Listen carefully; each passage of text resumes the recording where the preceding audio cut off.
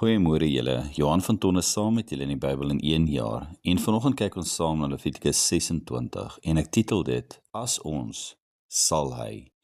Hierdie hoofstuk is eintlik so van pas net na Vadersdag, want vroeg in vers 12 sê die Here aan Moses, en ek sal in julle midde wandel en vir julle God wees, en julle sal vir my 'n volk wees. Tel julle die hart van die Vader op. Hierdie was nog altyd God die Vader se hart, om verhouding te hê met sy kinders, om in ons teenwoordigheid te wees en ons lief te hê, soos Johannes skryf in 1 Johannes 4 vers 10, werklike liefde is dit, nie die liefde wat ons vir God het nie, maar die liefde wat hy aan ons bewys het deur sy seun te stuur as versoening vir ons sondes.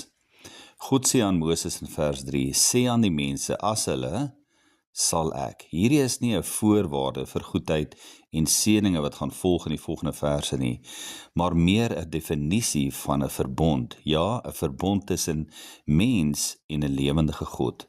Alhoewel hierdie hoofstuk die geskiedenis van die Israeliete opsom, waar hulle net eenvoudig nie ag geslaan het op die eerste verse van hierdie hoofstuk nie, en dan die gevolge moes dra.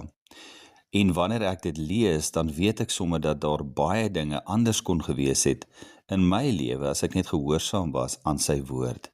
Onthou dat sonde juis as gevolg van ongehoorsaamheid in die wêreld ingekom het. Daarom noem God ook aan Moses, as hulle nie, dan gaan die volgende gebeur. Nie as 'n straf nie, maar as 'n manier om hulle weer terug te bring na hom.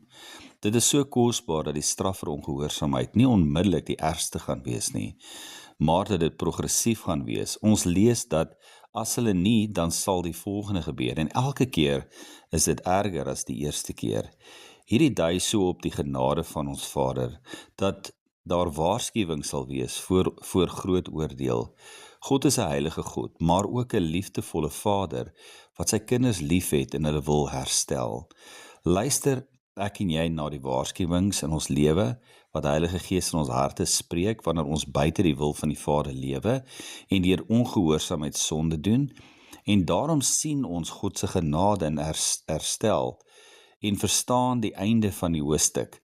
Ons lees van hoop reg hier op die einde, dat selfs al word hulle weggevoer na 'n vreemde land, sal hy daar saam met hulle wees. Sou ons net bely en ons harte terugkeer na hom, sal hy sy verbond onthou wat hy gemaak het.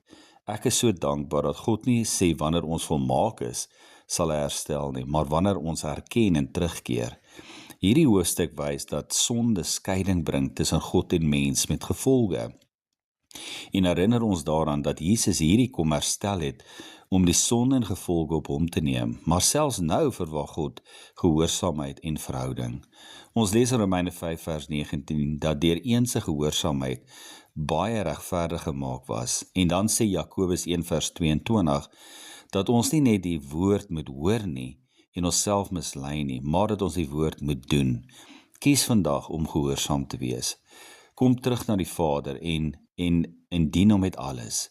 Lê jou lewe neer en volg hom deur om aan ander die liefde te wys, sy liefde, sy goedheid, en in mense se lewens in te saai. Mooi dag vir julle.